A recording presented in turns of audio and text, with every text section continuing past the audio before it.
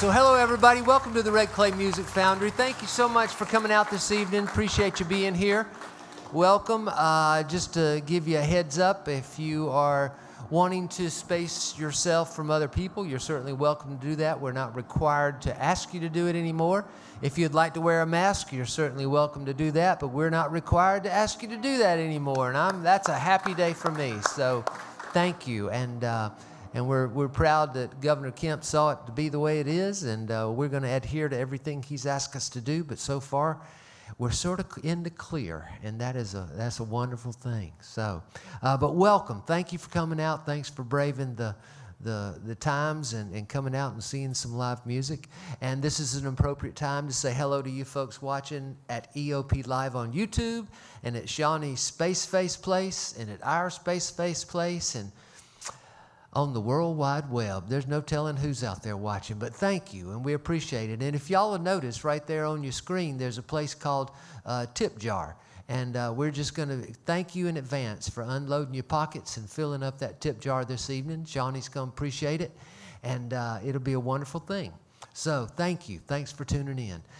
Go to the website, and you'll see when we're having more on the more streams on the EOP Live YouTube channel. We also partner with a company called Stellar Tickets and do some of our live streams there, but we're still live streaming pretty much most of the shows because some folks still don't want to buy that ticket. So we're going to give you the opportunity to hear great songs and great music one way to other. So, but if you want to come here, I promise we'll take care of you. So that would be wonderful if you want to do that. Now, you folks in the house, we're only going to do just one set of music. It'll go straight through, but if you'd like to visit the bar or the potties and then come back in, you're certainly welcome to do that. Just watch your step on the center aisles. We love songs here and love songwriters, but we don't like acrobatics. So please be careful on the steps and hold on to the rail and help yourself down real slow and then come back in. So I've known Shawnee a long time, and it's such an honor that he has chosen to do this little series of Sundays with us, and it's an honor anytime he comes here to play because he's just, in my opinion, a real jewel in our industry. He's a great writer and a great song crafter and a great teller of stories, and it's fun to listen to him and fun to have him as a friend. He's a good guy too. So what I really would like for y'all in the house to do right now is sound like you're about 1,000 people and give a nice welcome to Shawn Mullins.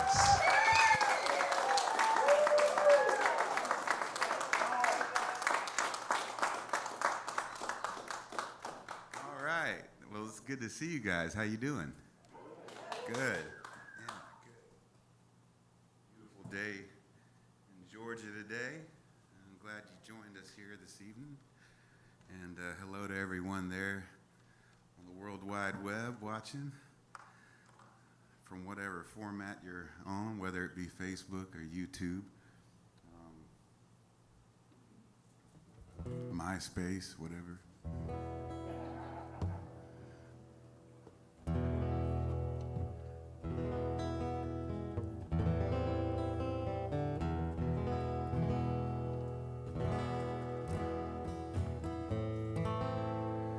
Well, he was from a small town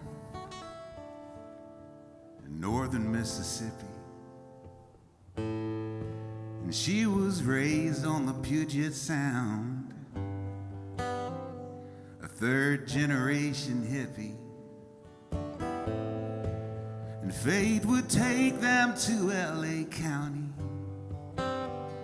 get them stuck in a traffic jam, an El Camino, and a red Trans Am.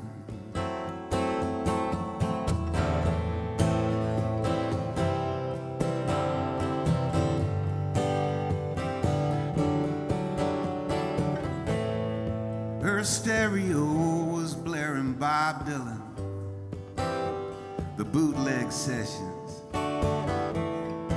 and other times they are changing. Made a pretty good impression. She looked over and caught him smiling under a California setting sun. They fell in love on the 101.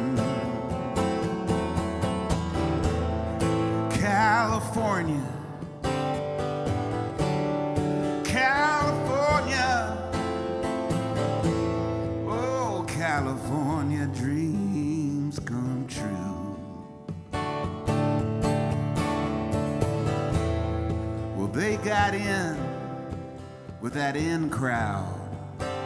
Yeah, they got off on the rock and roll. And the cocaine's free and the music's loud. Backstage at the Hollywood Bowl, they got the house in Topanga Canyon. Yeah, they partied at the Viper Room, blending in to the neon gloom. California, California, ooh, California dreams come true. Yes, they do. California, California, California dreams come true. Well, you see them down the Sunset Strip, trying so hard to be so hip. Manhattan Beach to Malibu, you know it's all about the ocean view. And who you know in Hollywood is cutthroat, baby, but it's understood. Champagne, Kool-Aid, drink it down. You're the toast of Tinseltown.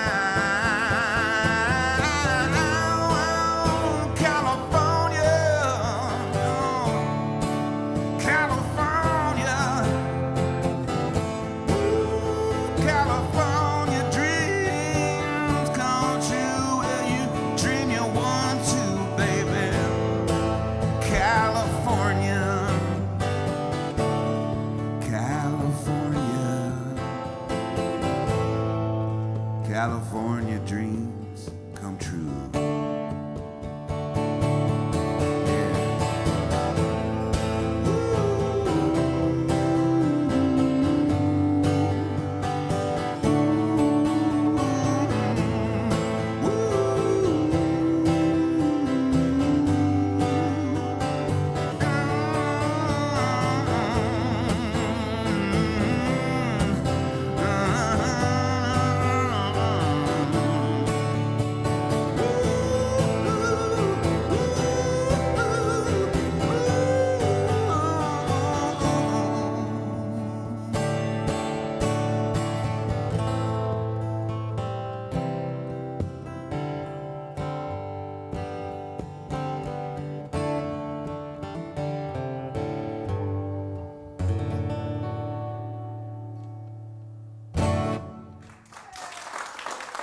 Thank you. Thank you so much. Yeah, it's really good to be out playing again, and it's been a weird year, right? Been a weird more than a year, and but we're getting through it.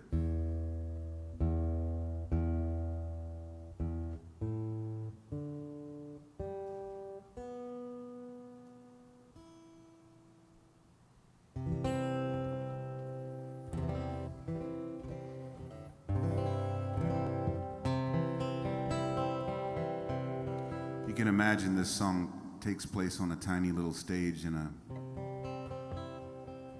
some small bar somewhere. And it kind of works its way out from that stage into the bar room and into the town and out into the cosmos. Check this out here real quick.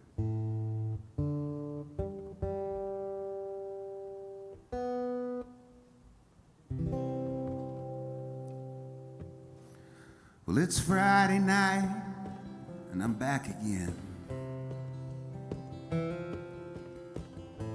with my old guitar and my trusty grin. And I best you don't come in here sign tattooed on this heart of mine.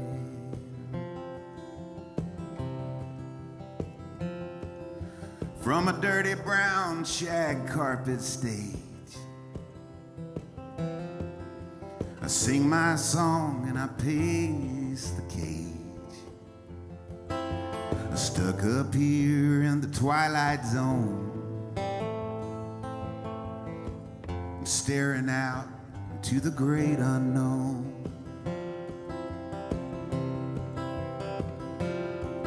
There's an old Hank Williams figurine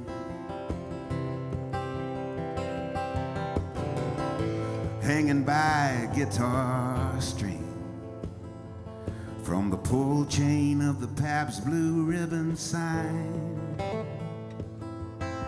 with a clock that stopped on 9:30. Yeah, the time ain't changed around here in years, y'all. So same sad stories, same old tears. There ain't nobody wants to be alone out here in the great unknown.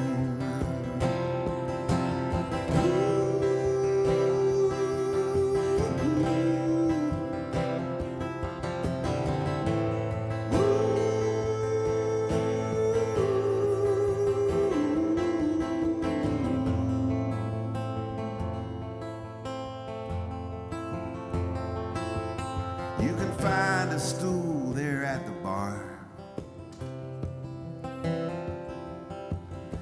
It's designed to take you nowhere far. And they got a mirror back behind the whiskey shelves,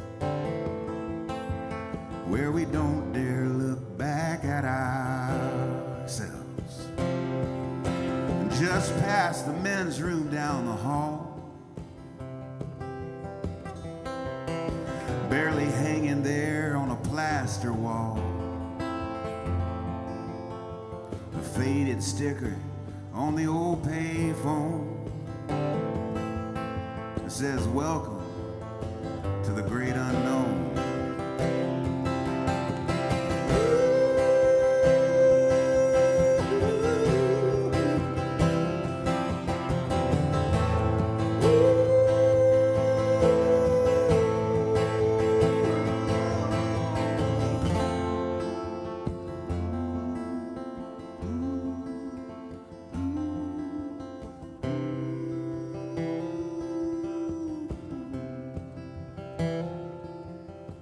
It's out beyond the yonder star. It's all up in there where you are. By some cosmic wind, we're blown out into the great unknown. Yeah, hopes and dreams and ash and dust. It all seems to either rot or rust. Souls wrapped up in flesh and bone, heartbeats in the great unknown.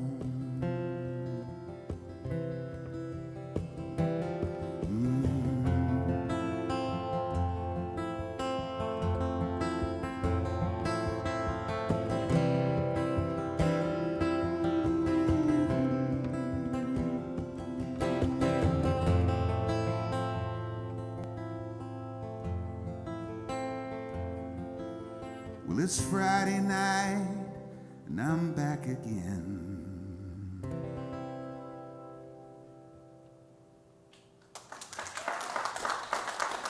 Thank you. Thanks so much.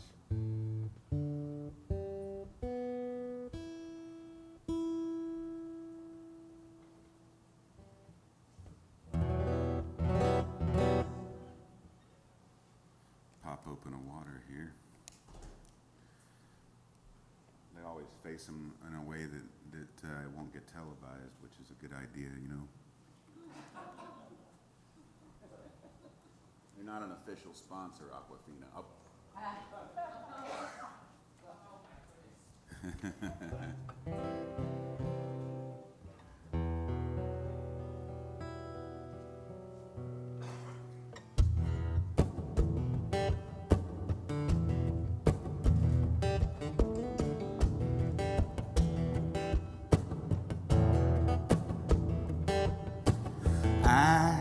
just want to light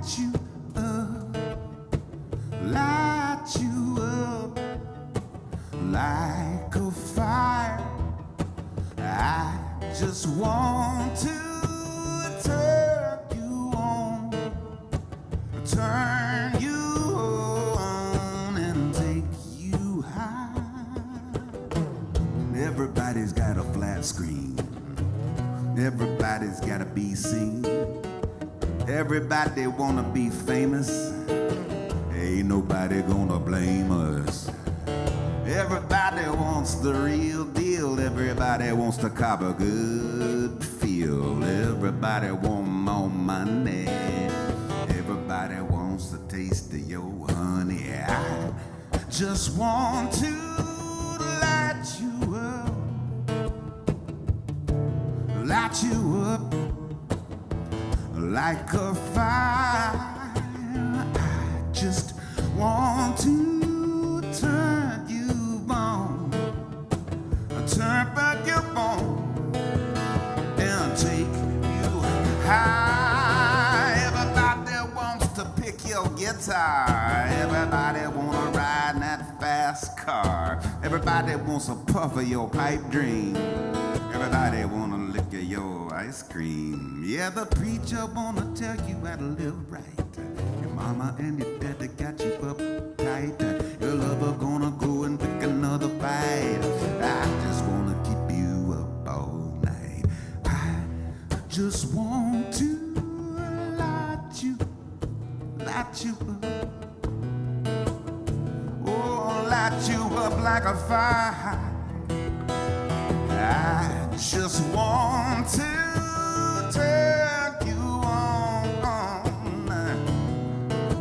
you on and take you higher.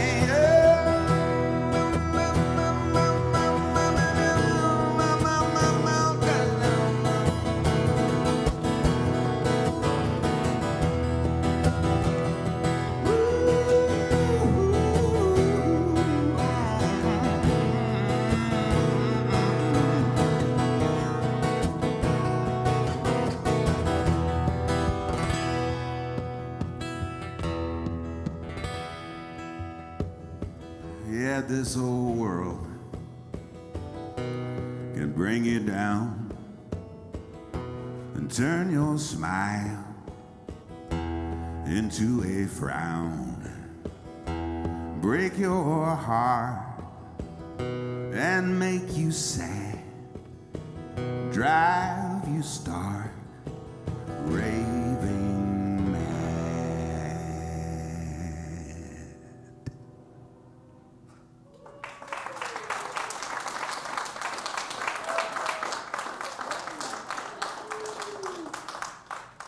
But I just want to light you up, baby, like a fire. I just want to turn you on, turn you on, and take you higher. And I just want to light you up like a fire. I just want to turn you on, and take you high.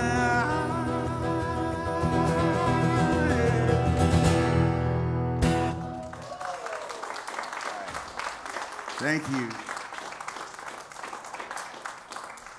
Thanks a lot. Appreciate that. That was one of those songs that comes in you wake up with in the morning, and the chorus anyway, and I was pretty sure I hadn't written it. It's kind of like, not to compare myself in any way to Paul McCartney, but it's kind of like Paul McCartney woke up with the melody of Yesterday in his head one morning. And while he was cooking scrambled eggs, he didn't have words yet, so he went, scrambled eggs, I think I'll make me some scrambled eggs. And but that's how the song started for me, was just I woke up with that chorus and didn't have to change a whole lot.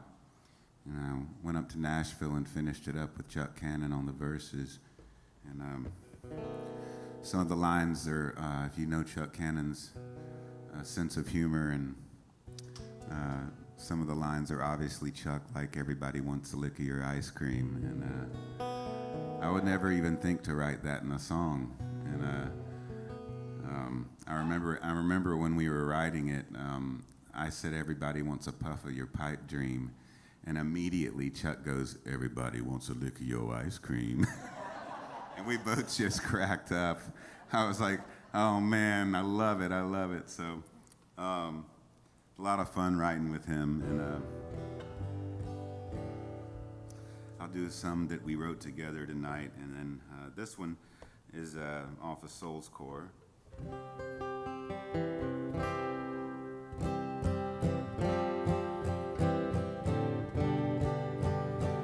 Kind of a weird song in a way. When I wrote it, I look back, I was in Berkeley, on kind of the area where Berkeley and Oakland, California, come together on Alcatraz Street.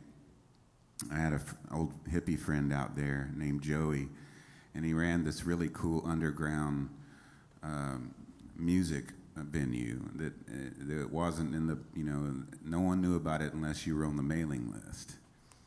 And Joey lived in the back. It was an old abandoned, when he bought it, it was an abandoned dry cleaner and laundromat. And he had changed this thing into a really, really cool, like you stepped in, it seemed to me like I stepped into the mid-'60s when I went into this place.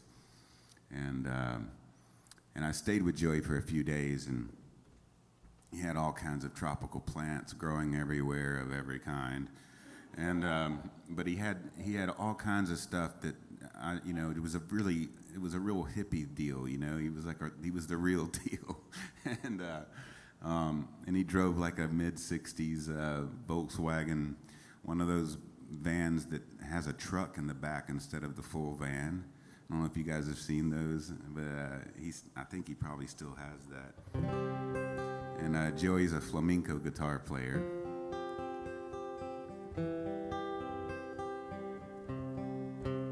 But I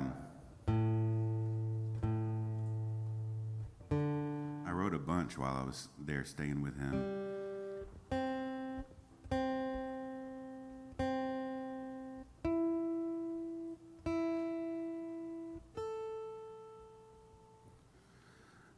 I am in motion.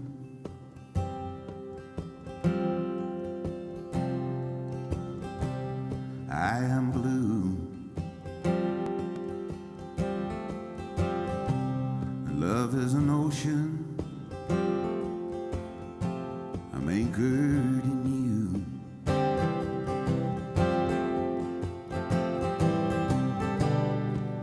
And I am a dreamer. So you sent me away.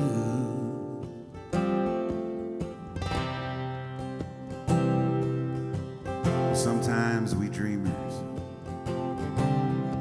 we just get in the way. But I've always known,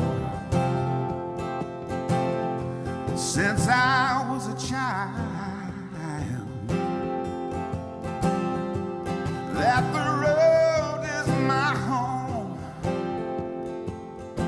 and my spirit is wild.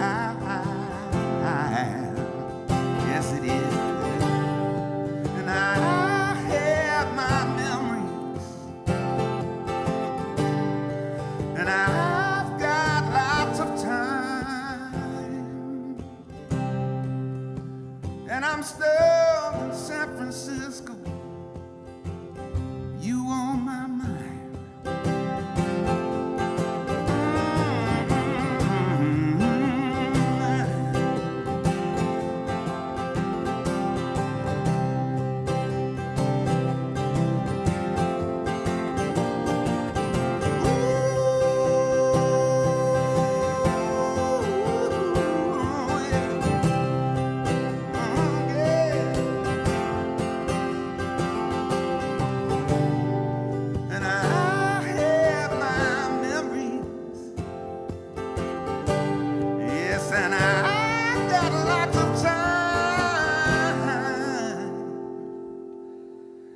and I'm stoned in San Francisco. But mama, you on my mind. I said I'm stoned in San Francisco. You on my mind.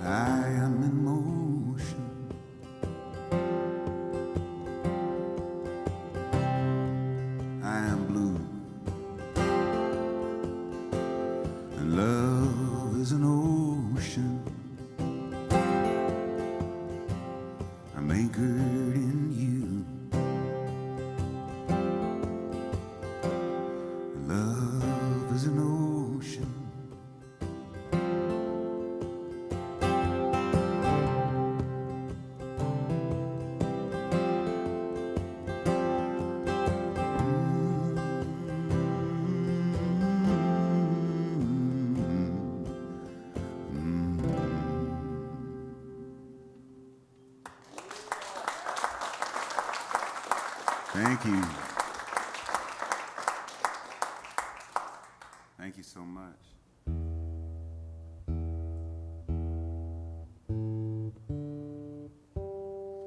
Well, eventually Joey had to move out of the laundromat, and I think the place burned down in some weird way.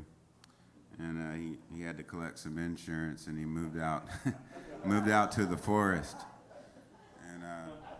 He said when the firemen came, they said, you know, you got a lot of plants on the roof here, and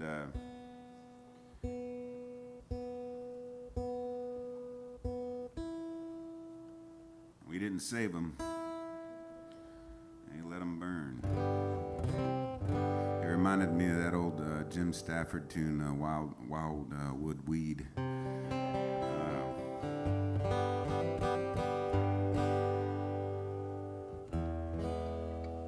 This is one that my beautiful wife, Amy, wrote as a poem, and I put a little music to it. It seemed to make a lot of sense over this last year because most of us, at least some of us I know, have been pretty worried about things. And she's a Napoleon Hill fan, and he has a term that he uses called old man worry. And I think the essence of it is it doesn't do you a whole lot of good, you know, which makes sense. I'm a Napoleon Dynamite fan, but I also do like what Napoleon Hill says, and there's a little old man worry for you. Old man worry, no, you ain't no friend of mine. Though you sat with me through sleepless nights, you were always laughing at my decline. Oh man, worry. No, you ain't no friend of mine.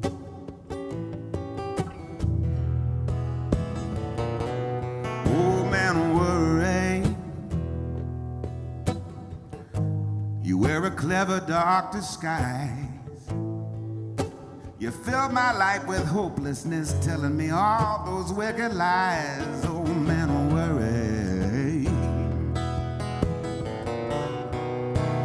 You're the devil in disguise.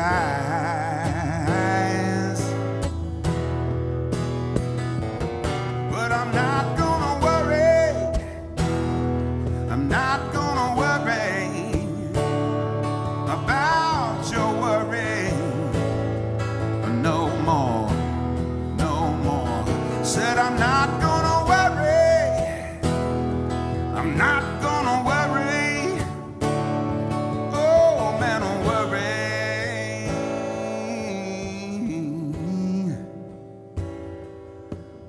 Oh man, worry. You've been a faithful enemy, but it's time for me to say goodbye. I gotta set my sweet soul free. Oh man, worry. You've been a faithful enemy. Yes, you have. But I'm not gonna worry. I'm not gonna worry. Oh man, worry. No more, no more. I'm not gonna worry. I'm not gonna worry. Oh man, worry.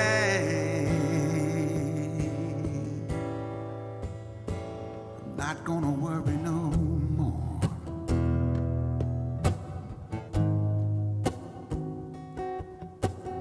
I'm not gonna let you bring me down, bring me down, bring me down. Oh man, worry.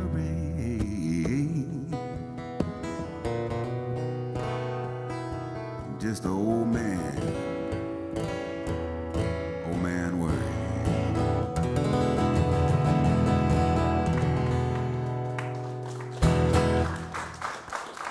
Thank you. Thanks a lot. Appreciate that.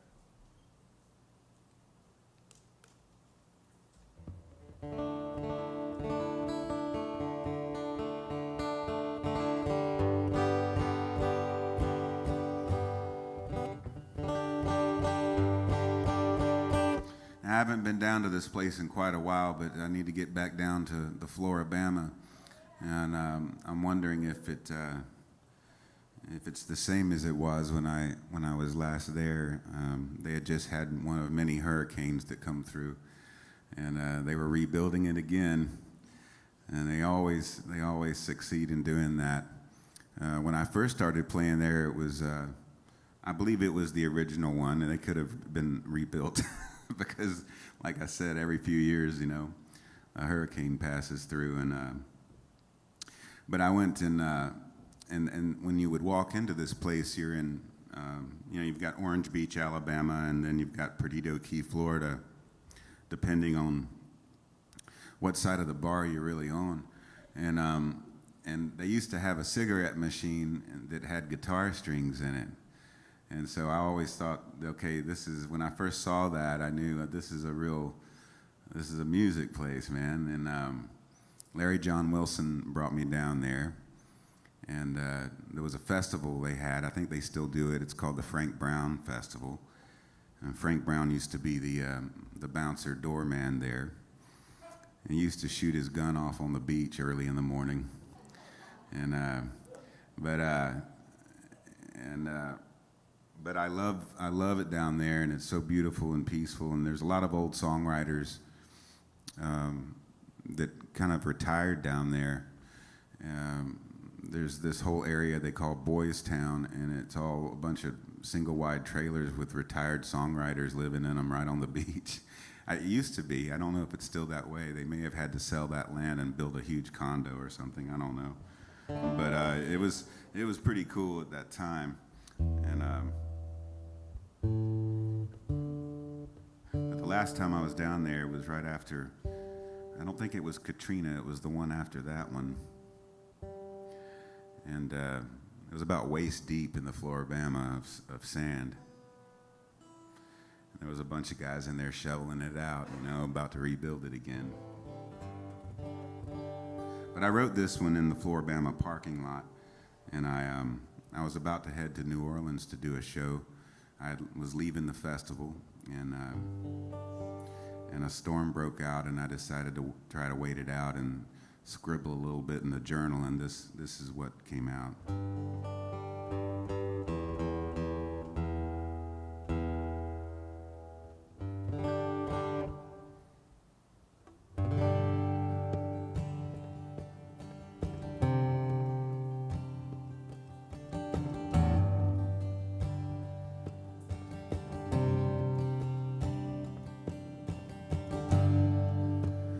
She cooks him ham and whole cakes, 5:30 every morning.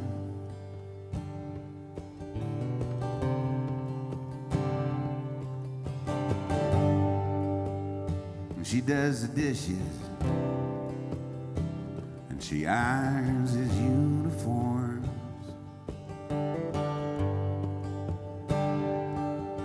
And she thinks she might have loved him once, but that was so long ago.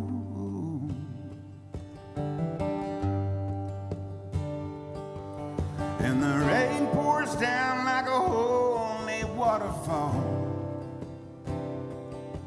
over the Gulf of Mexico.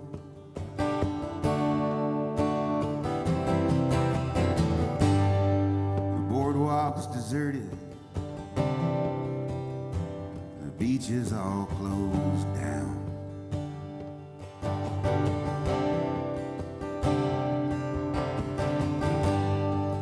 The middle school punk rockers, they ride their skateboards through the town. And she looks back and she daydreams about things and people she ain't never seen, just to keep from being blue.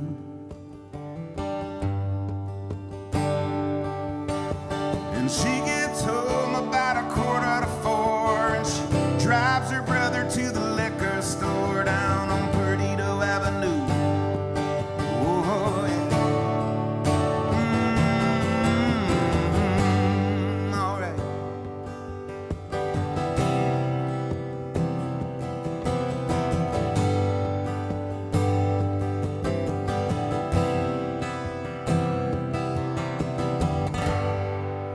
And I'm parked on the state line on this cold November day.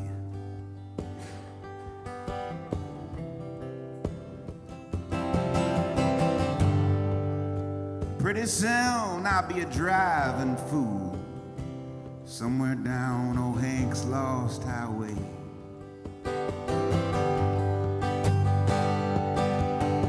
And I hear a voice from my soul's core saying, freedom's just a metaphor. You know you got nowhere to go. You got nowhere, boy. And the rain pours down like a holy waterfall over the Gulf of Mexico.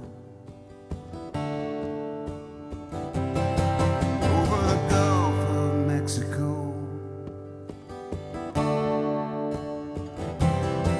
Over the Gulf of Mexico.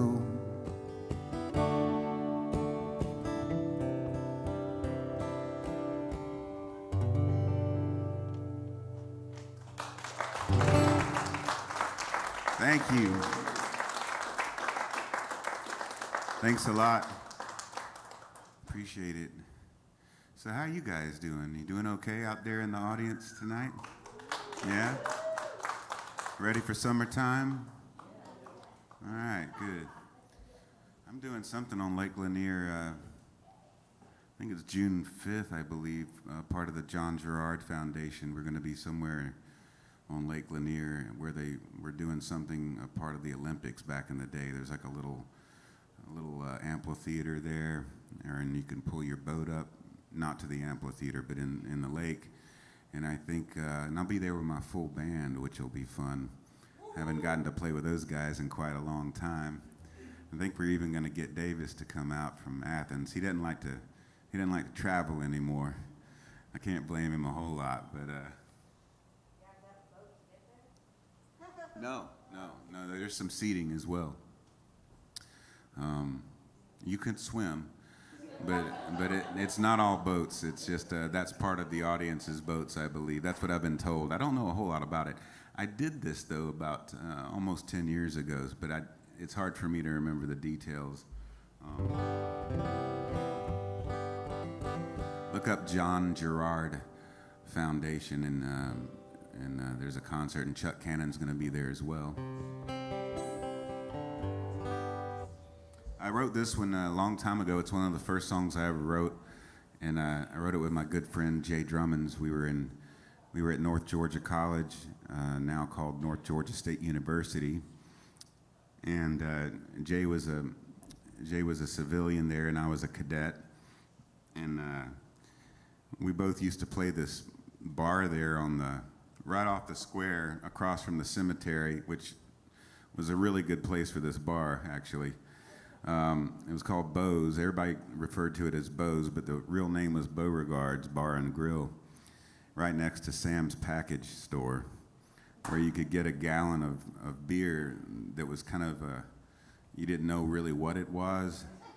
It was just beer, you know. And on Thursdays, me and the guys would get us a couple of gallons or more of those gallon beers, and we'd go down to the river and sit on the rock and strum guitars. And Jay and I, we started writing together. I would go see him and his band play, and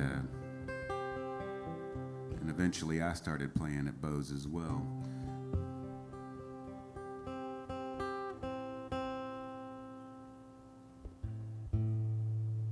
This is one of the most country songs I've ever done, and Jay's songs are pretty much, he's a country guy. He writes country songs, and I like this one a lot. Some of it's about my grandfathers and my relationship when I was growing up. He was a big band musician, though. But we would sit in the living room at his and my grandma's house, and we would jam together, you know. And when I first started playing guitar,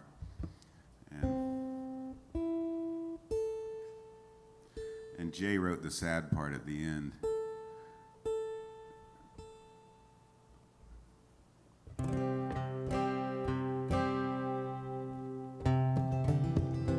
I just gave away the ending a little bit.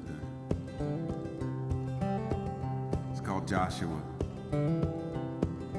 Joshua was an old man, his beard like mountain snow. And when I was a boy, we'd have jam sessions. I'd sneak off to old Sharp Top with my guitar. I would go when I should have been at school learning my lessons. And he'd sip a little moonshine and I'd smoke a corncob pipe. We'd pick all day until my fingers bled. Right around supper time, I'd run home in the night, just in time to get a whipping from my dad.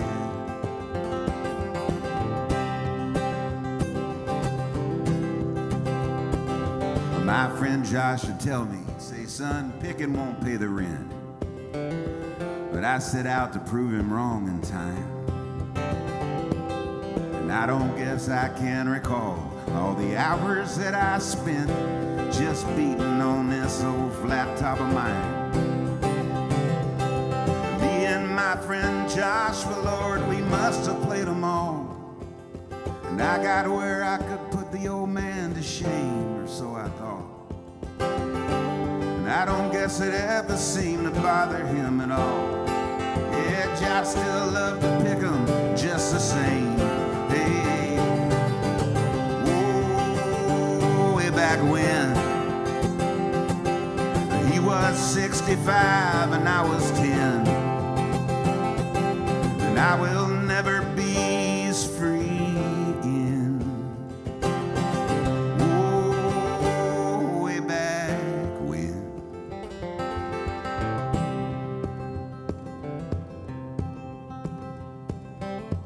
The summer flew by quickly, you know, and Josh and I spent our time writing words to songs from memories of his past. He'd tell me about the way it was, and I'd try to find the perfect rhyme. I still can't believe how we wrote our songs so fast. And I never knew an old man could be so full of life. The love we had was so hard to explain. And I remember how the tears fell when he spoke of his late wife. And I'd give him my 6-string to ease his pain. Oh, way back when 65 and I was 10. And I will never find a friend like him again.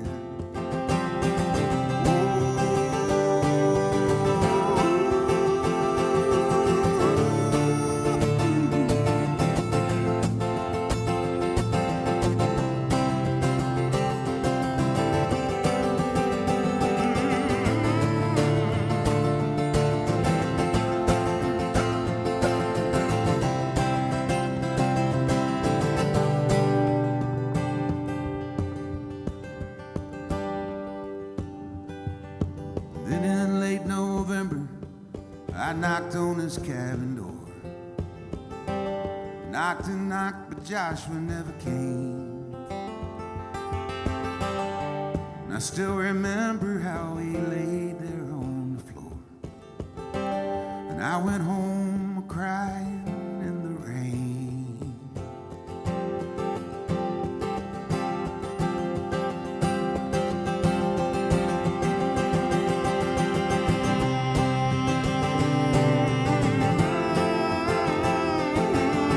He was 65, only 65. And I will never be as free again. Way back when. He was 65 and I was 10.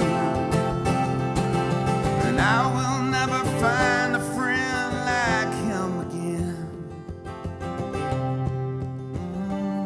Way back when. Way back when.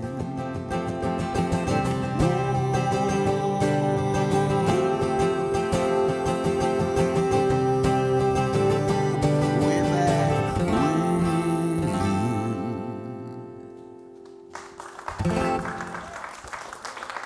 Thanks. See what I mean? I kind of gave it away though when I was telling the story.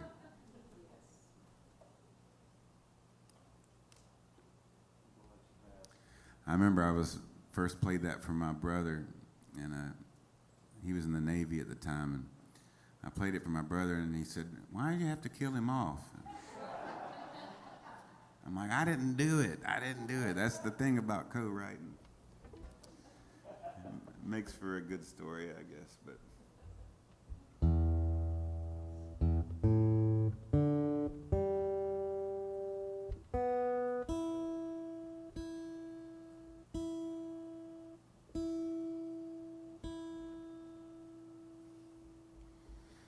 Now, this is another one I wrote with my buddy Chuck, and another dream song as well. We wrote the song, and then that night I went up above the studio in Nashville, and there's a little apartment up there at Chuck's place, and I had this dream that I was a camera operator in an old movie, and I was even cranking this thing, which I don't even know if that was how they did it, but that's how it was, and everything was in black and white. And Bing Crosby was singing the song we had just written, and it was such a strange and cool dream, though. What a wonderful voice, and gave me confidence, that the song might. I don't know about the success of it so much, but I felt really good about the song itself because I loved the way Bing sang it in the dream.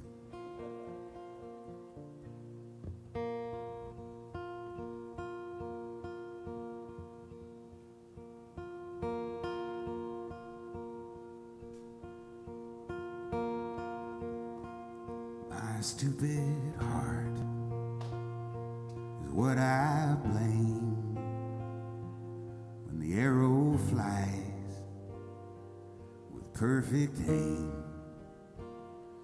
It don't work out like I thought it would. My stupid heart still thinks it could.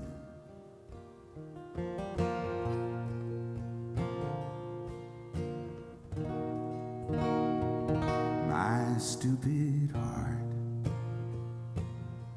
believes the lies the poets tell. Surprise, surprise, good love goes bad, falls apart, oh so sad, my stupid heart.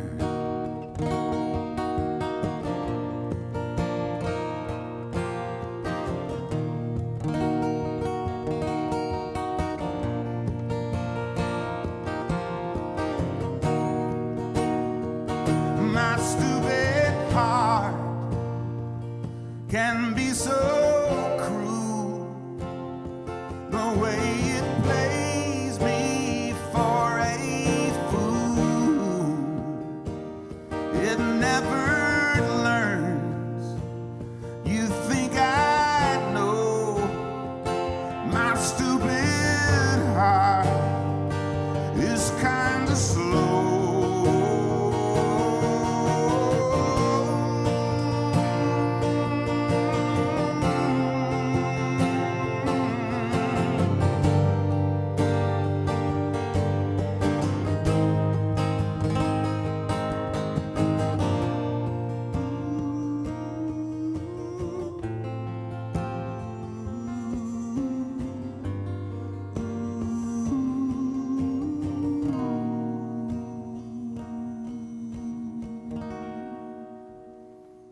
My stupid heart, it plays for keeps through hoops of fire. It bounds and leaps. It's all for love right from the start. That's how it is, my stupid heart.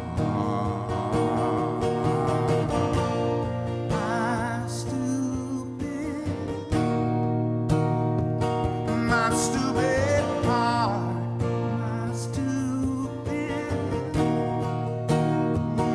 my stupid heart, my stupid heart.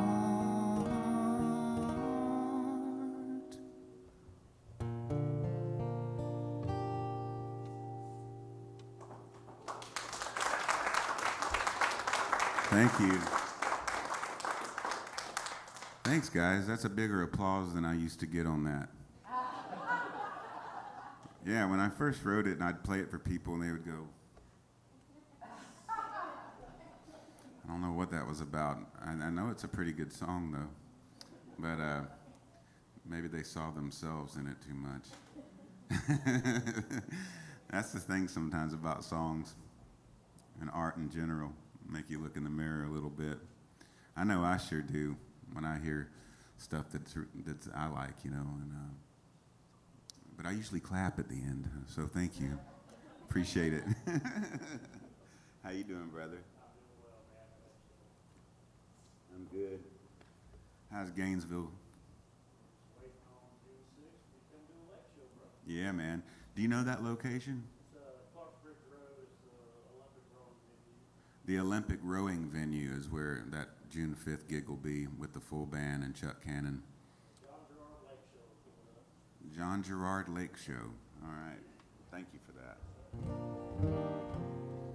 I want to get a little bit of bill paying out of the way here. I want to thank my weekly live stream sponsor, which is Live at the Print Shop. A very cool concert series coming out of Kennesaw, Georgia, not too far from here. And they've also just put out Drivin' and Crying's latest record, which is a live record. And so you can go on Apple Music and check out the new Drivin' and Crying record. It's awesome. It was recorded right there in my buddy Adam's basement, where he also shoots the TV show. Now, I know it sounds like Wayne's World, but it's not. It's very professionally done. It's one of the best you know, visual and sound I've ever seen, actually. I've done a good bit of TV and all that, and they do such a great job with this. And then Adam Blank, my good buddy, he also does a great interview with every artist. Let me just name a few artists that have done this show already. Of course, Driving and Crying, and Kevin Kinney did a solo one as well, I believe. The band Rehab, Collective Soul from right here in Atlanta. And Ed Roland has done a solo show as well, which is awesome. Angie Aparo, amazing, amazing, amazing. Angie's one of these guys that when I play a show, and we've done a few things lately where we sit next to each other, and I'm just in awe the whole time by the voice. You know, I have to just, you know, and I basically have to make jokes about it to get through it. I have to say, you know, Angie, I'll never be able to sing as high as you can, but you'll never be able to sing as low as I can. I've done a show on this live from the print shop. It was a real good show. I'm very proud of. I did it with Panda and Patrick, and we're hoping to get back out there with a full band at some point soon. Michelle Malone has done the show. She's a wonderful old dear friend and influence on me, of course. David Ryan Harris from right here in Atlanta. He's awesome. The White Buffalo, Mark Broussard, unbelievable. Mark's awesome. He's another one of these guys that I just adore him and his voice and love what he does. Sammy Ray, Dave Archibald, Davin McCoy, Jacob Bryant, Daryl Scott, one of the greatest singer-songwriters out there, period, end of story. John Driscoll Hopkins from the Zac Brown Band. You guys know John probably. And Tuck Smith, just to name a few guys.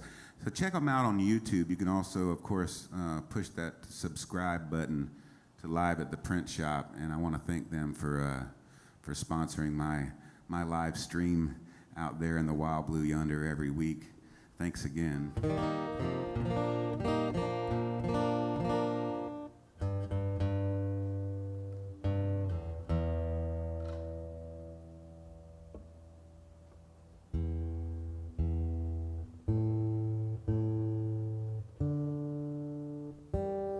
How's Daisy doing over there? Is she okay? We've started traveling with our dog, and she's a beagle, and so beagles can be boisterous, you know, they can be noisy. Oh, there's the train again. That might get her going.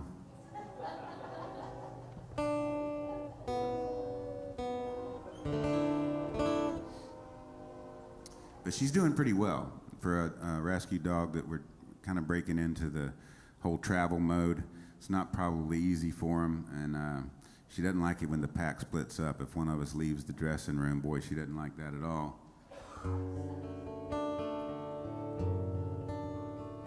This one's mostly a true story, almost all of it.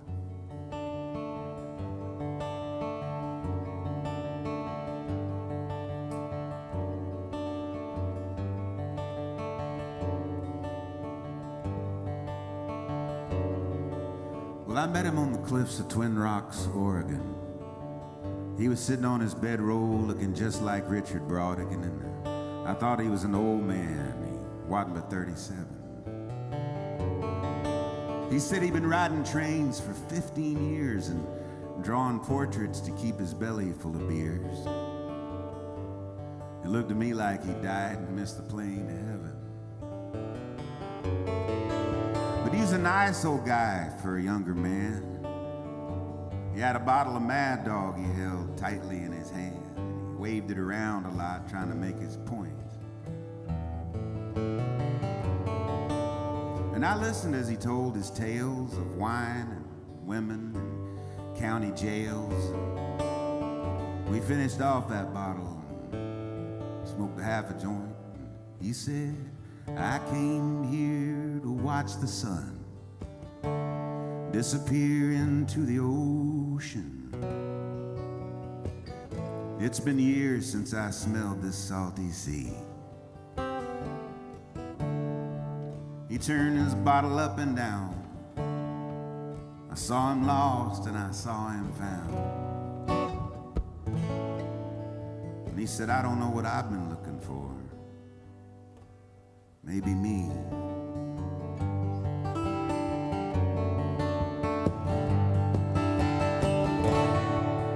Well, I told him I too had been traveling around, just just living out of my van from town to town, playing for tips and whatever records and cassette tapes I could move. I said, I don't reckon I'll be making it big, man. It's hard to get rich off a tour of coffee house gigs. And he said, yeah, man, but ain't it a blessing to do what you want to do?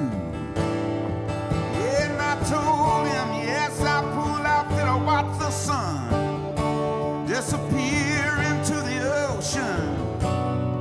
It's been years since I smelled the salty sea. We turned another bottle up and down. He saw me lost and he saw me found. And I said, I don't know what I've been looking for.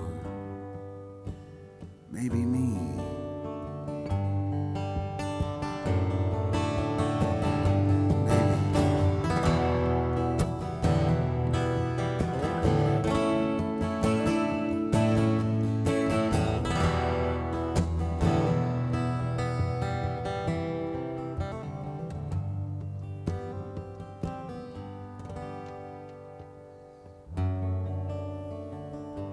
I said, it's getting kind of late.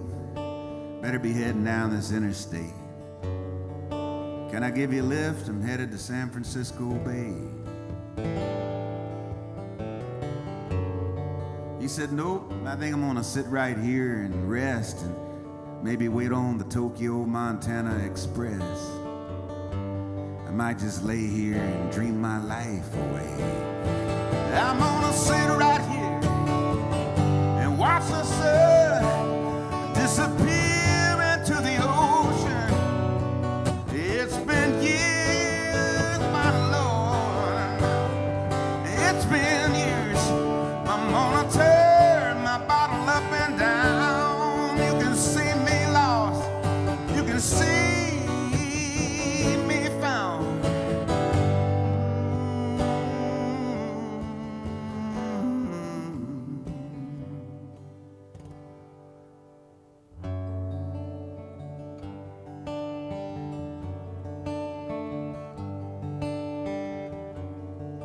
I met him on the cliffs of Twin Rocks, Oregon. He was sitting on that bedroll looking just like Richard Brodigan. Just like him.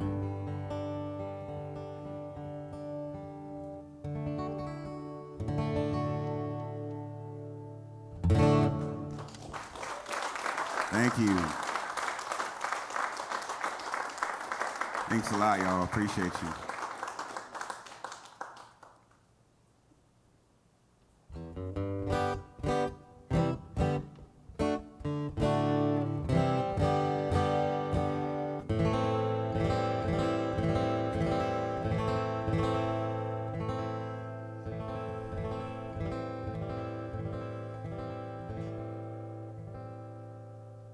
Well, all of ye fallen fathers and mothers, I hear you calling from deep in your graves. Songs about Jesus, songs about freedom, shackles and crosses, and the way blood behaves. Sailed the great ocean, sold down the river, white fields of cotton, green fields of cane, the sweat from our bodies, the tears of our children,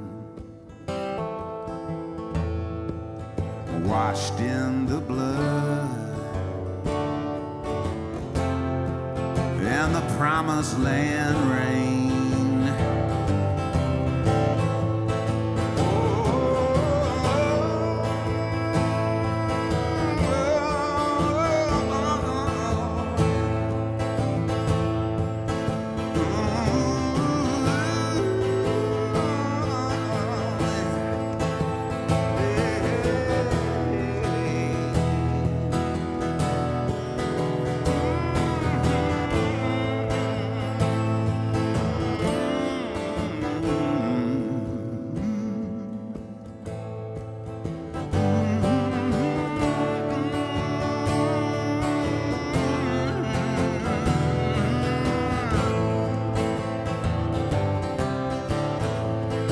brother fought brother on ground we now hallow,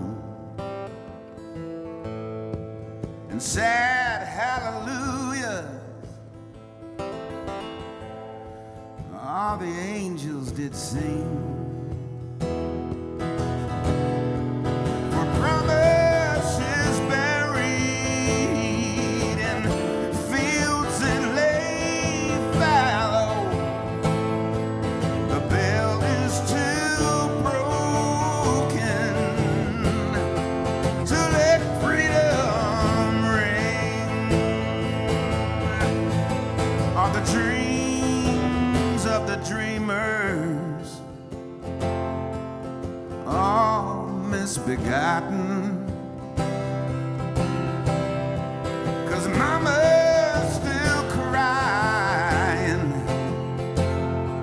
for the dying and dead, and the war rages on, and the whole thing is rotten, and the blood we all bleed is the same shade of red.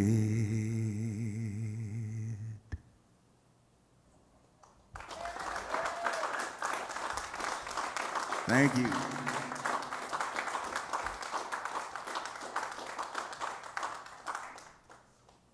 All right. Thank you, Eddie. We got some tips coming in from the EO tip jar, the Eddie Owen Presents tip jar. I don't have mine visible. Sorry about that out there. If you guys are tipping, I just don't have a way to see, but I thank you, each and every one of you. Michael Huber. Boy, these names are tough. Oh, this is Trish from Bless Your Heart Peanut Brittle in Smithville, Texas. Thank you, Trish. You're always so kind to tip every week. I'm doing this, and I think she's a regular tipper here for the Eddie Owen Presents shows. Ron Harper and Carol Edwards, and Deidre Kelly and Mark Eppard, Mary Felon, Terry Vaughn, John Nunnally, Mary Nugent. Thank you again, Mary. That's Ted Nugent's daughter, I believe. Not really. Thank you, Mary. And Book of Mormon Readers, California. We were Mormons when I was a kid for a couple of years. We played, I thank you guys for your tips. We played musical religions when I was a kid. Every couple of years we would do something different. My dad was like that. And he eventually ran off with the Presbyterian minister's wife. And it's okay.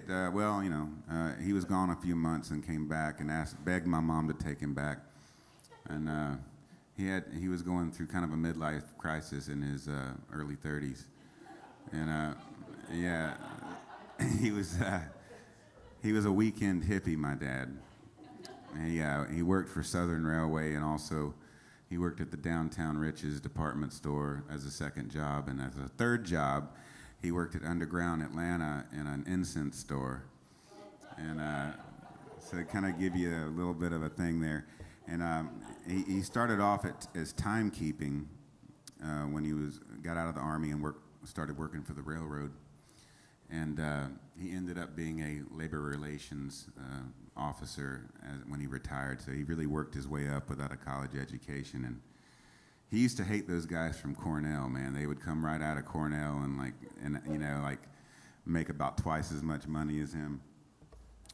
But I like to picture my dad, and I kind of sometimes can remember a little bit. He would ride his motorcycle downtown. We lived in southwest Atlanta in Lakewood at the time. And he would ride his motorcycle, and he'd have feathers in his hair and stuff. And he grew his hair out and grew a beard, you know, and he'd ride in and then sit at the desk. You know, I don't know how well that worked out, but you know, he got it out of his system. But And I had some good memories of my dad and my mom too. And my dad was a trip. He was a strange cat. You know, he was inappropriate in a lot of ways, but one of the ways he was is he would take all the kids to see R-rated movies when we were little kids. And we would go to the Terra Theater and we'd see The Exorcist or whatever, you know. And very weird. And I remember we saw Deliverance, and I was like 7 or something, you know. And then no shit, a couple weeks later, he comes home with 2 canoes. And guess where we went? We went to the Chattooga River as a family to go canoeing. I don't know, yeah, just a strange guy, man. We were okay, nothing happened weird, you know. We capsized a few times, though. And yeah, no banjos in the background. You know, that the guy that played that kid in Deliverance that plays the banjo, he works in the Clayton, Georgia Walmart, and he works in the stockroom there. He's still around. And he's not a banjo player. The way they did that was they took a banjo player's hands and ran them up through the shirt. And when you see him actually playing banjo, it's the hands of a real banjo player.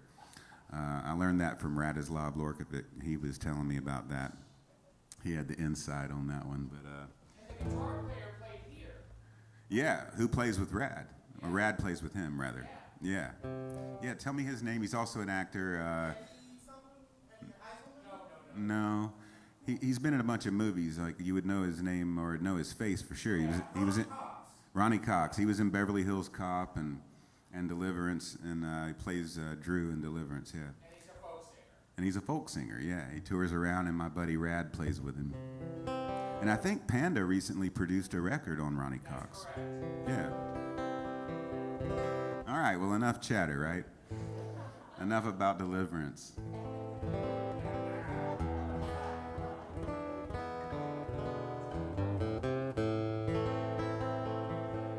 Great movie theaters we had, though, back then. All over Atlanta, we would go.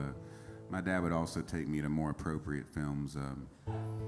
We'd go to the Silver Screen, and we'd see Robin Hood and Captain Blood, you know, double feature, or...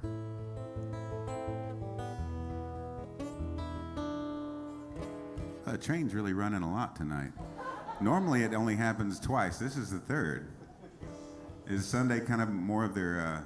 I don't know what their schedule is, but they're hauling ass through there. Now, we noticed something a few months ago when we were playing here, that there was a line of people stretched out across, not the track itself, but along the banks in lawn chairs, and they were, is that a thing here for people to watch the train go by? Yeah, a lot of trains. Is it really?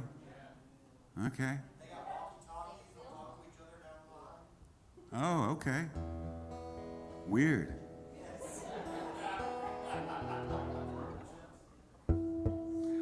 Not really. I mean, you know, I love trains. I've always lived near trains. I don't know why. I don't pick it. It just happens. You know, I can always hear a train at night, no matter where I am. Might just be because Atlanta is one of those towns. But so this song I wrote with Tom Ryan, better known as Panda. We were down at 30A Songwriters Festival, which happens every year in January, and I think they're bringing it back this year. Last year it had to be virtual, of course, but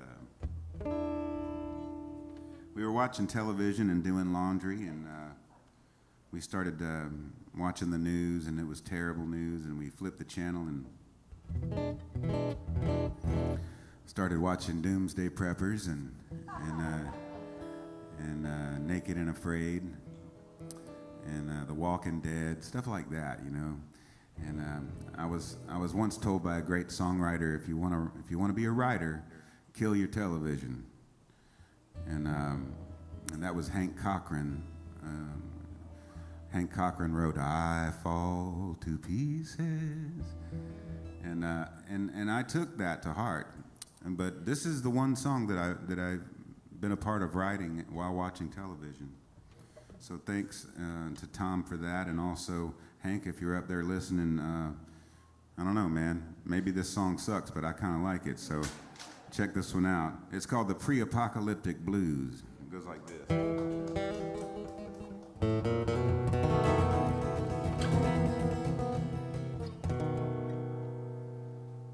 Well, you can read it in the papers, watch it on the news.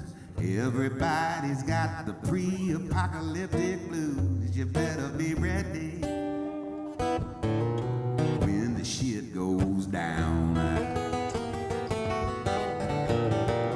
You better head on down to Costco, get you a buggy full of rice and beans, a year's supply of 2-ply for your composting latrine, so you'll be ready when the shit goes down. Now don't hesitate, don't procrastinate, or you'll all be running scared. There ain't no second chances for the bravery impaired, 'cause you know there's a couple of commies hiding underneath your bed, and the zombies gonna eat up all the brains in your head. I got a Rambo knife with a compass on it and a ballistic bug-out bag. Got an AK-47, about 100 extra mags. I'm gonna be ready when the shit goes down. Oh, now COVID or Corona's, whatever you call it, it's a terrible, terrible disease. You say you ain't worried, I say honky please, you better be ready when the shit goes down. By my jacuzzi, there's an Uzi and an RPG. Got a Stinger missile mounted on my wife's SUV. They won't get to me, no matter who they are. I got landmines buried all over my yard, 'cause I read it in the papers, y'all. I watched it on the news. Now I got the cryptic pre-apocalyptic blues. I'm gonna be ready when the shit goes down.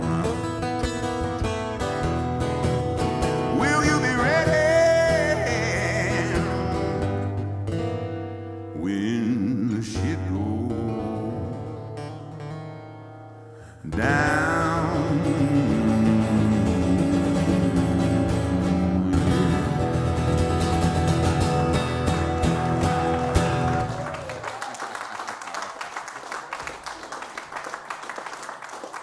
Thank you much. Yep. Got to be ready. So I try not to, this last year, though, it was hard not to watch television, wasn't it? You're stuck in the house, and I watched everything on Netflix a few times. And in fact, we're watching Turn again. We like Turn so much, we started watching it again. That one bad guy on there, if y'all have seen it, I don't know if you have. It's a really good show. Captain Simcoe, man. Simcoe. Whew. What a great voice that guy has, huh? Fa-fa. So like weird, and you hear the voice, you're like, that guy can't do anything, and he's just like the most evil, bad guy, It's terrible. When the main character misses in the duel, and then Simcoe goes, my turn. I'm like, oh shit. Because he can shoot. All right, let's see here. We doing okay on time still? It's 12:30. So I've got a good friend playing here, June 26th, I think, is the date.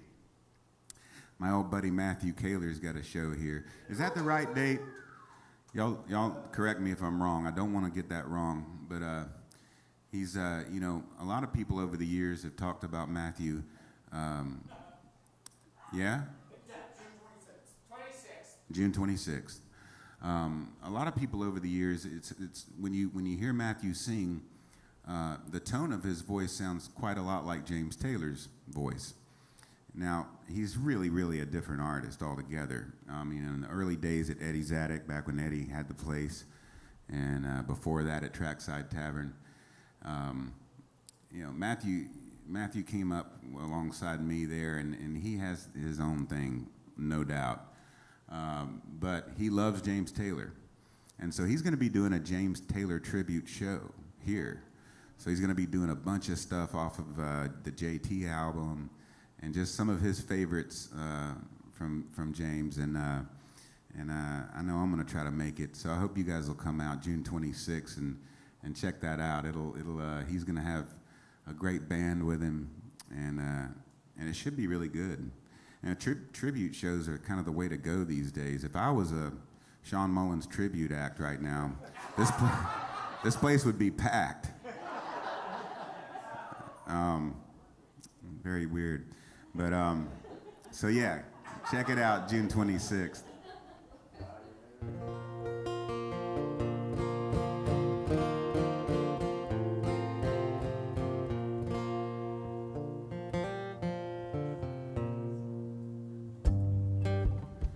Sharing with us what he knows. Shining eyes are big and blue. And all around him water flows. This world to him is new. This world to him is new. To touch a face, to kiss a smile, new eyes see no race,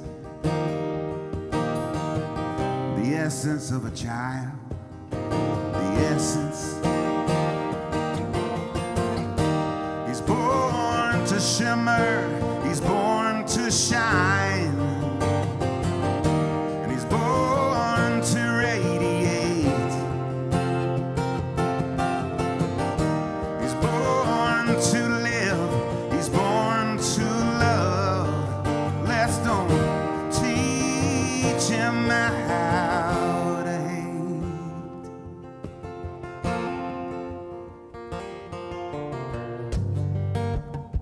And true love, it is a rock,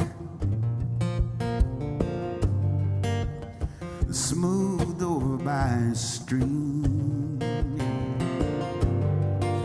There's no ticking of a clock that truly measures what that means. Truly measures what that means.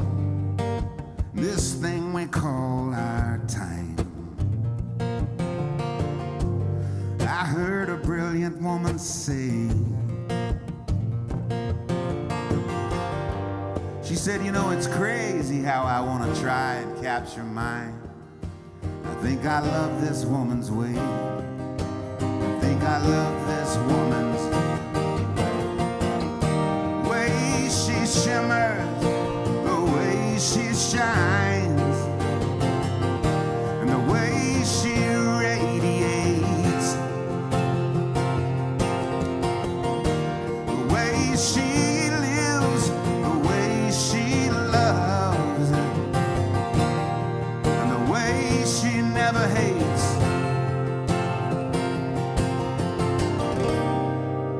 Sometimes I think of all this surrounding me,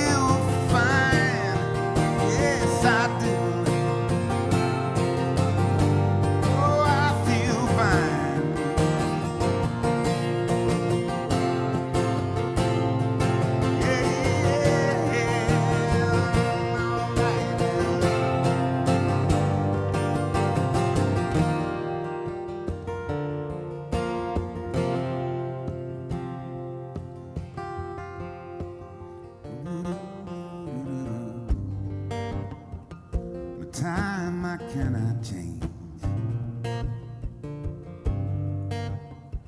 So here's to looking back, way back.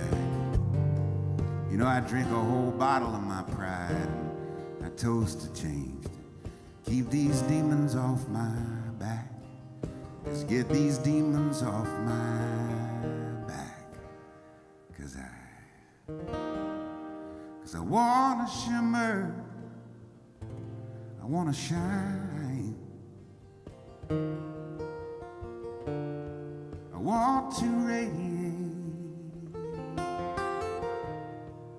I want to live, oh, I wanna love, I wanna try, learn now not to hate, try not to hate, we're born to shimmer, we're born to shine, born to radiate,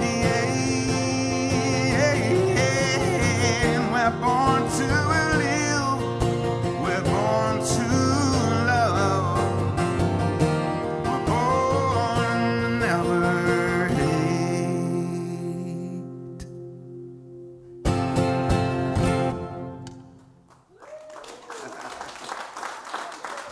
Thank you. Thanks a lot.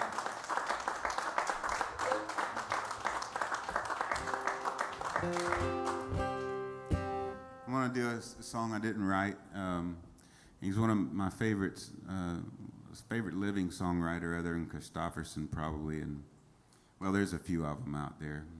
Daryl Scott for sure, but I love me some James McMurtry as well. And James is going to be coming in September, right here to the Red Clay, and so make sure you look on the calendar and check that out. You do not want to miss this guy. It's something else. He's just one of the best. I want to do one of his songs now. I haven't done it in quite a while. I'll do it for Jerry here.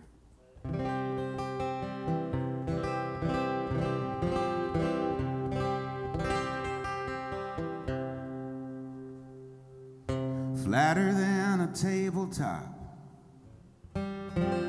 makes you wonder why they'd stop here. Wagon must have lost a wheel, or they lacked ambition one. In the great migration west, separated from the rest, though they might have tried their best, they never caught the sun. So they sunk some roots down in this dirt to keep from blowing off the earth. They built the town right here, and when the dust had all but cleared, they called it level land. The pride of man, level land.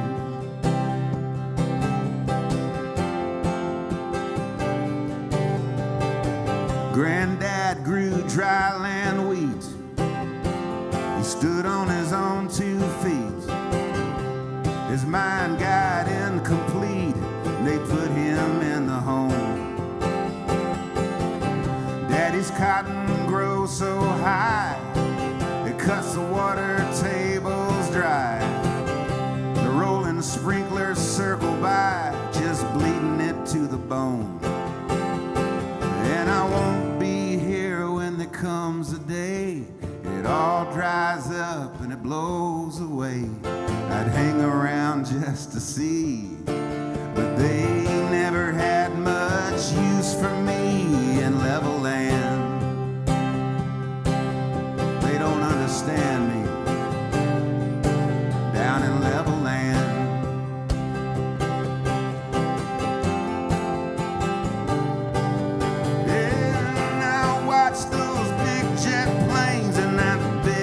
Sky,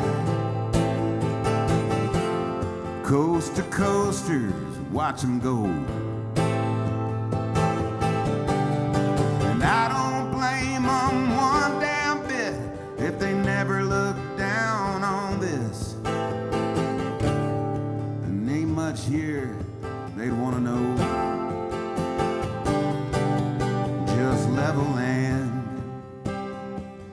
far as you can point your hand. Nothing but level land.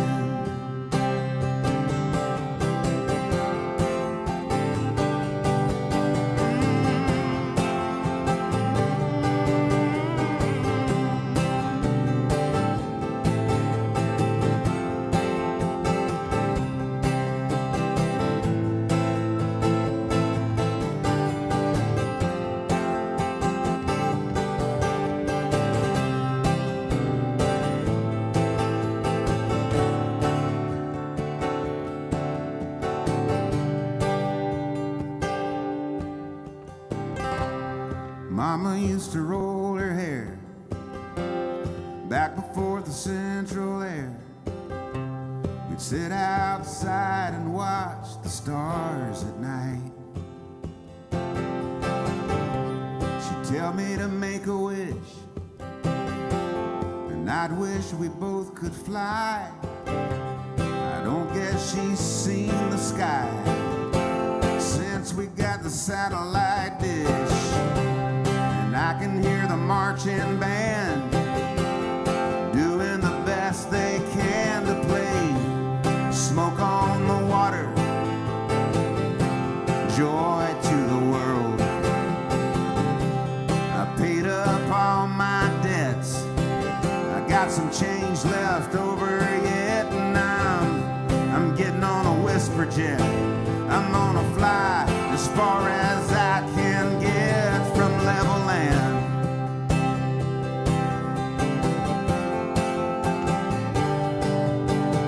Level land.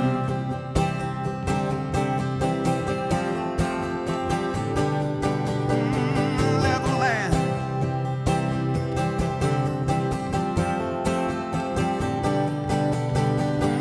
Level land.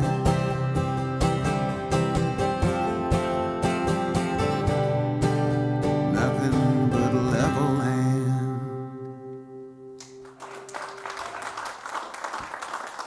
Yeah, McMurtry. Y'all come see him in September.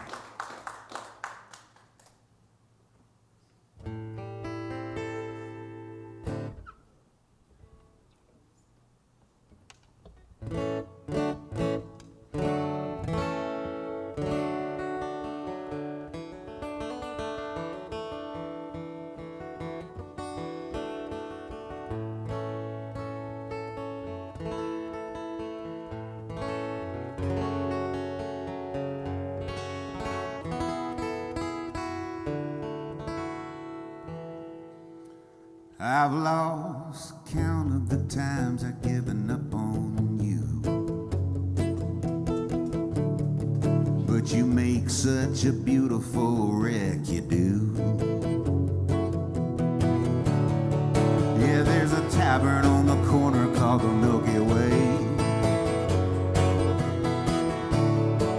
and you look so at home there, it makes me afraid.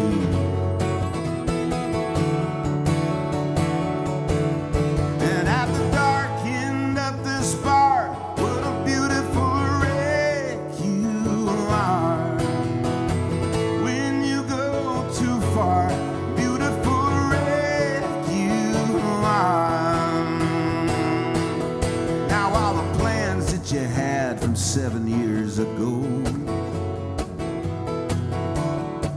like all the promises you made, I watched them come and go.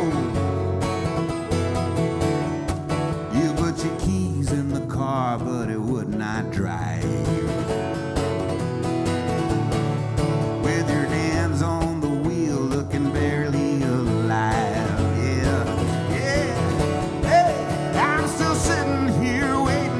Passenger side, you to make up your mind, for you to make up your mind. At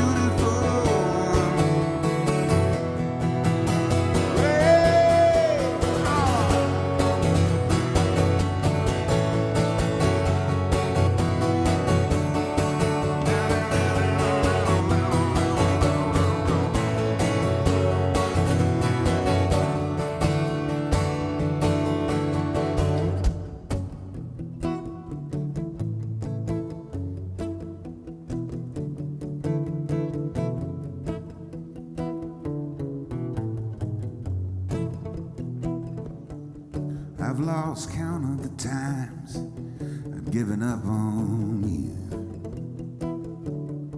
But you make such a beautiful wreck, you do. Yeah, you make such a beautiful wreck, you do, you make such a beautiful wreck, you do. At the darkening of this fire, what a beautiful wreck you are, baby. When you go too far, beautiful wreck you are. What a beautiful, such a beautiful, beautiful wreck you are. What a beautiful, such a beautiful, beautiful wreck.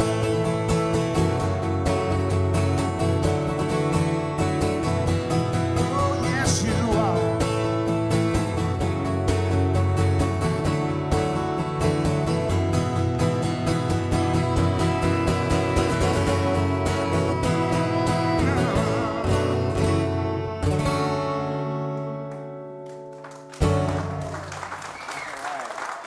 Thanks, y'all.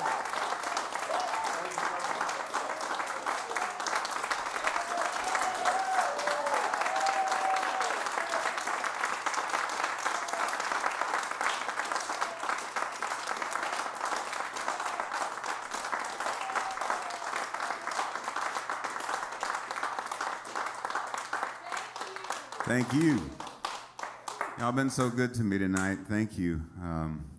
It's a pleasure getting back out and playing live for people, for live people,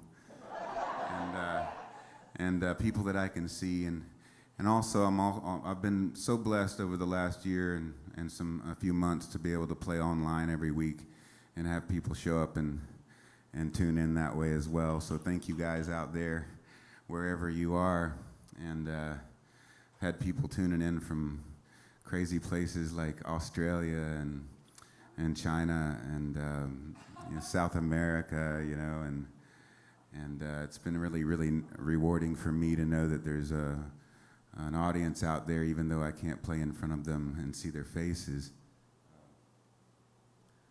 I'll do the song here. I'll end it up here with finish it on up with a song that I guess you could say this one brought me to the prom. And it's as Townes Van Zandt used to say before he would play Pancho and Lefty, he would say, I'd like to play a medley of my hit. And so I'll steal that from him. But this one is a funny song to me because I had no clue when I wrote it that it would do anything like it did, and it really changed things for me. I had been playing for about 9.5, almost 10 years, and I had a really good thing going locally, and a few pockets around the country where I had a little following, but never been out of the United States before, and never been to Australia, none of those places, and I got to travel all over the world and play this song quite a lot, and some other songs too, and I loved it down under. I loved playing in Australia. It was so much fun. I've been down there, I guess 5 or 6 times overall. I'd love to get back down there, and I hope one day I can. I even went to the Crocodile Hunters Zoo with the Dixie Chicks one time, which was really weird. And it was back when Steve was still with us, and it was such a cool experience. I didn't want to go feed the crocodiles though, but the Dixie Chicks all went out and they walked out onto this plank and they gave them raw chicken, and they were dangling it, and these crocodiles would come up. I'm like way in the background. I'm on this porch, watching from a distance. And then they fed us lunch right after. They fed us sandwiches, and Emily from the Dixie Chicks, I think her name is Emily, she was just about to take a bite of her sandwich, and I said, "Hey, Emily." She goes, "Yeah." I said, "Did you wash your hands?" And she goes, "Oh my God, no." I said, "You've been hanging on to raw chicken." And so she was like, she put the sandwich down and went and washed up real quick. I think I saved the tour by stopping her from doing that. But lots of adventures around the world, and so I'm grateful for this song. And you know, a lot of people don't want to play their hits or whatever. I enjoy doing this song every time I do it. And before all that, the way it came about was I was trying to tune my guitar to make it sound like a dulcimer, and so I ended up with this 2-string on the bottom kind of droney thing. It's really mostly just an open tuning on the guitar with 2 strings tuned the same, but and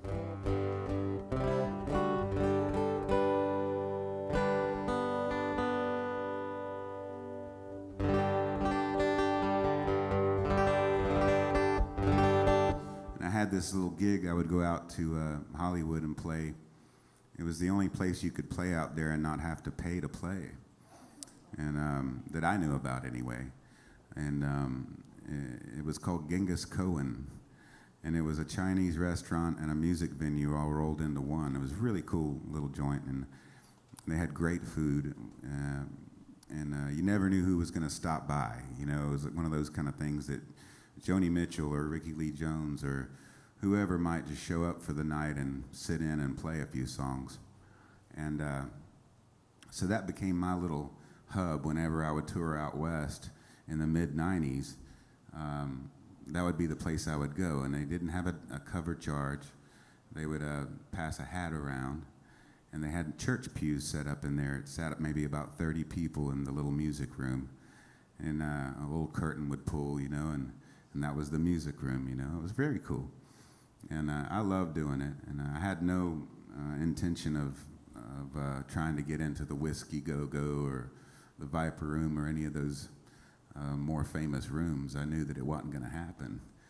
Of course, about a year later, it did happen, you know, whether I wanted it to or not. And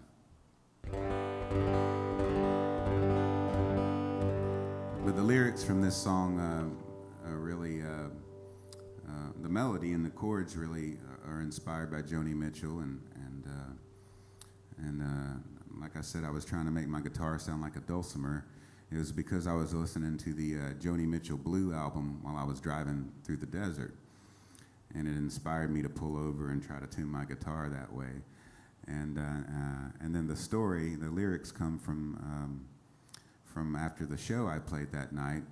I had a conversation with a young woman, and she told me all about growing up with the Children of the Stars, and she had a crazy childhood, you know, and very different than mine, even though obviously mine was weird too, as I mentioned before. It was a different kind of weird for her.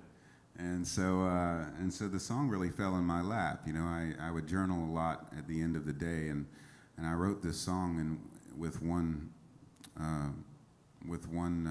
you know, it wrote itself really.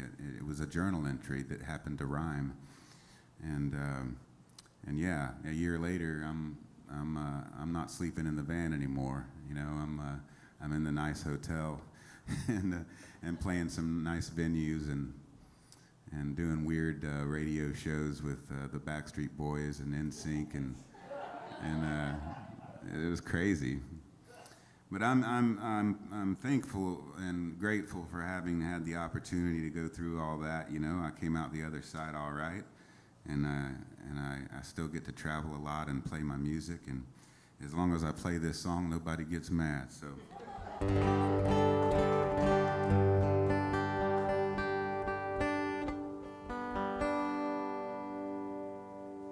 Let's make sure she's in tune.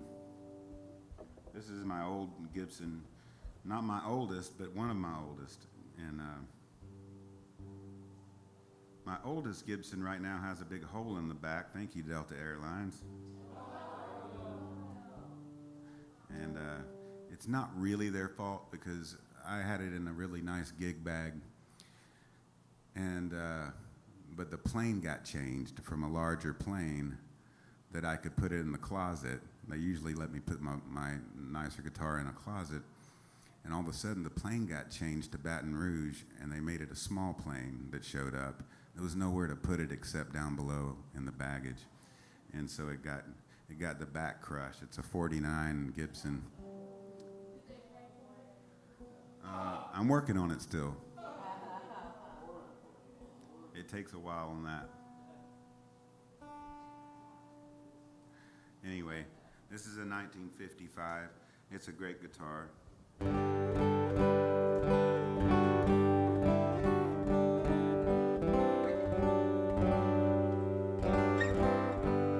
I've looked at clouds from both sides now. See what I mean?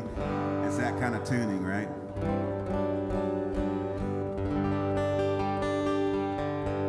But I've always been a drummer at heart, so I started playing a lot of percussive licks, I guess, with my right hand on this.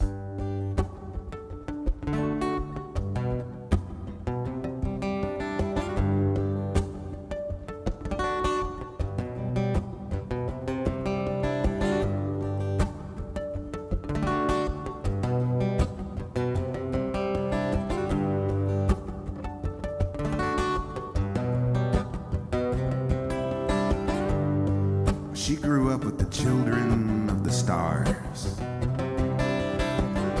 in the Hollywood Hills and the Boulevard. Her parents threw big parties, you know, everyone was there. They hung out with folks like Dennis Hopper, Bob Seger, and Sonny and Cher.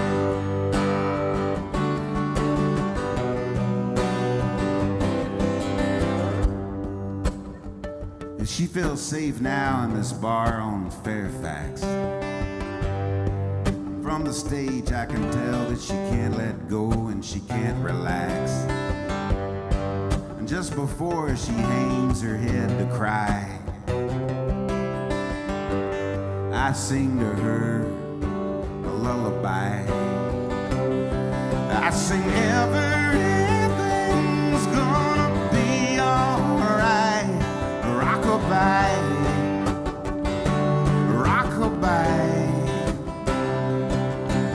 and everything's gonna be alright. Rockabye, rockabye, rockabye.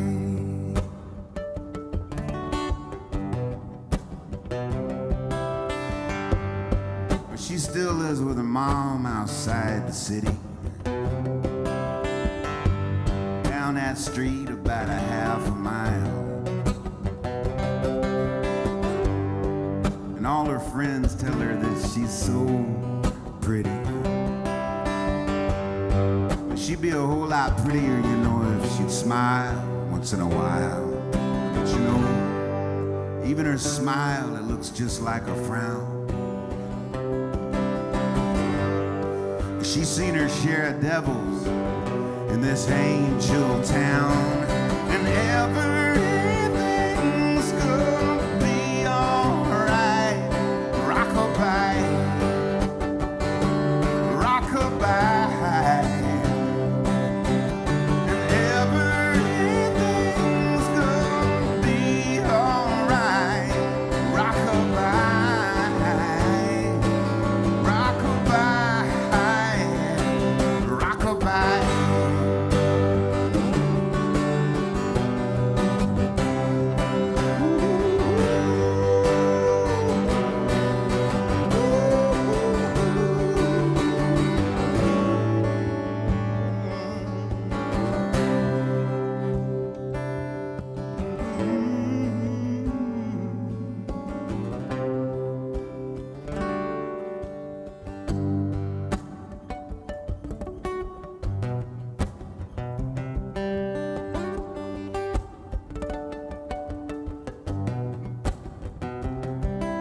Told her, said I ain't so sure about this place.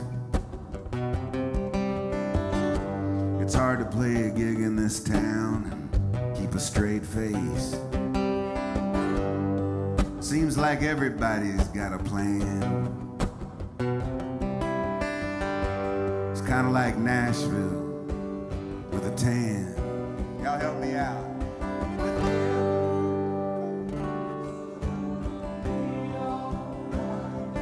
Rockabye,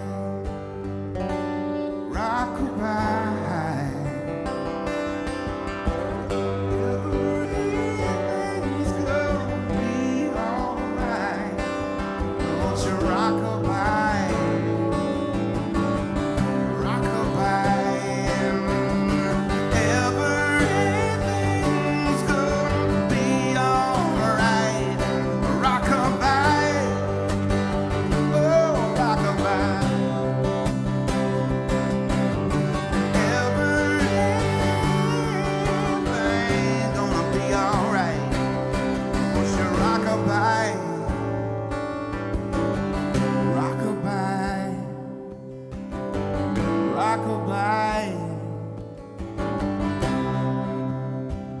Say bye-bye, baby. Say bye-bye.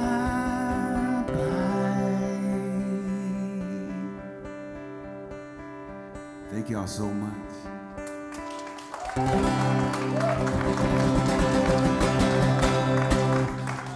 Thank you.